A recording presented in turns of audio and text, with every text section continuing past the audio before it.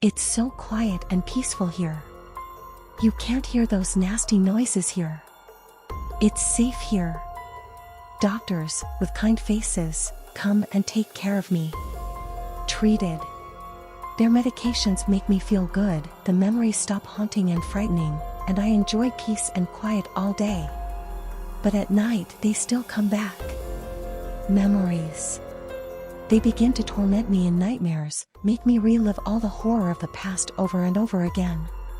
And they are always permeated with these disgusting, unbearable sounds, causing fear and sticky sweat with their harmless, but creepy essence. Vile, like the stench over a rotting corpse, teeming with buzzing flies. Sounds from which there is nowhere to hide until the night's gloom is dispelled. Children's laughter.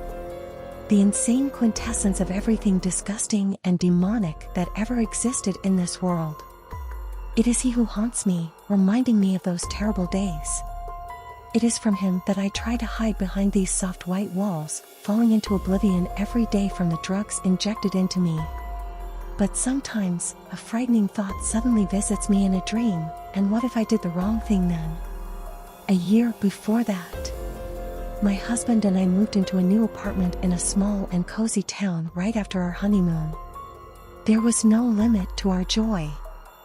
Finally, our own housing, where we are left to ourselves. My husband has a good job with a decent salary, I am a housewife, I maintained comfort in our nest. In general, we enjoyed living together, and when we found out that I was pregnant, we were over the moon with happiness. The baby was very desirable for both of us, and therefore we jointly took care of my pregnancy. I visited all the necessary doctors, underwent regular examinations, followed diets and regimens.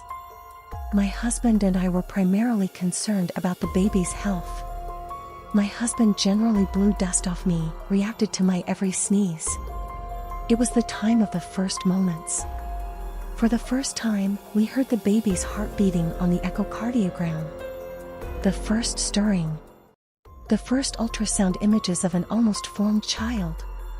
And when they found out that there would be a daughter, they jointly chose a name, and decided that her name would be Alice. But suddenly it was over. My beloved died in a car accident. It happened 3 weeks before the birth. When I was informed about this, I had a nervous breakdown, which caused premature birth and severe internal hemorrhage. I was taken to the clinic fairly quickly, but by that time I had fallen into a coma. The doctors fought for the lives of me and the baby, but they still say that we survived clinical death together. Of course, I missed my husband's funeral. I was in intensive care for a week, and I didn't even have the strength to cry. When I got a little stronger, my baby was brought to me, and from that day I plunged headlong into caring for her, and, they say, from that day I abruptly went on the mend. The only thing that bothered me were disturbing, creepy dreams that made me wake up in a cold sweat, but instantly forgotten. The psychiatrist calmed me down after the examination, said that this was a normal phenomenon after what I had suffered, and everything should pass soon. In general, I began to raise my Alice alone, and tried to give her all my care and love, sometimes leaving no time for my personal life. And what kind of personal life could I have after losing a loved one? Alice soon got stronger, grew up, and I was touched by her ringing laughter.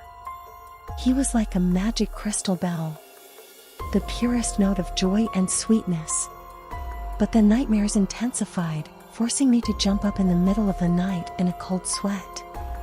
And nothing helped, neither motherwort nor chamomile decoctions.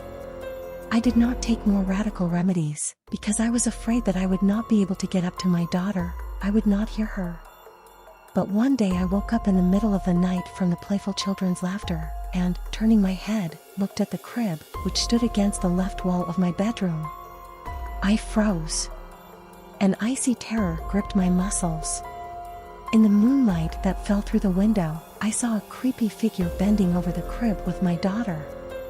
She looked like a woman, very thin and so long that her back rested against the ceiling, bending the letter G. All covered with dirt, and the same dirty rags. Long black locks of hair hung down into the crib, hiding the face of this monster. In the moonlight, huge palms and feet on long and thin limbs were clearly visible, and sagging, wrinkled breasts swayed in the gaps of the robe. And the most terrible thing was that her hair was entwined with my Alice, and she was laughing fervently, fingering them with her tiny hands. I came out of my stupor, screamed, jerked, and woke up, falling out of bed on the floor. The room was almost completely dark. There was no moonlight in the window at all. And there is no moon at all in a clear starry sky. I sat down and turned on the night light on the bedside table next to me. The dim light illuminated the familiar surroundings of the room, the crib, and on it my peacefully snuffling baby. I sat there for about 5 minutes, looking at her and trying to calm my beating heart. What scared me was that this nightmare was very real, and most importantly, I remembered it, which had never happened before. After that, I began to sleep even worse.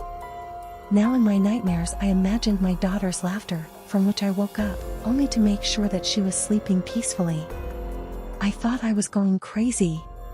And the worst thing is that her laughter began to frighten me in reality.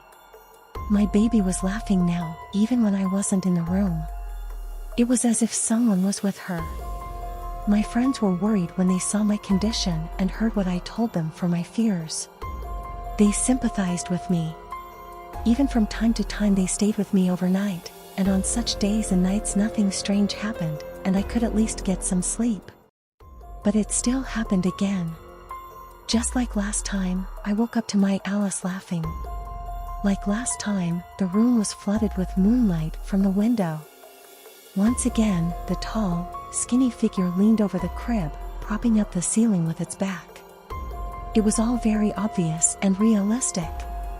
But, as often happens in a dream, horror pinned me to the bed, not allowing me to move or scream.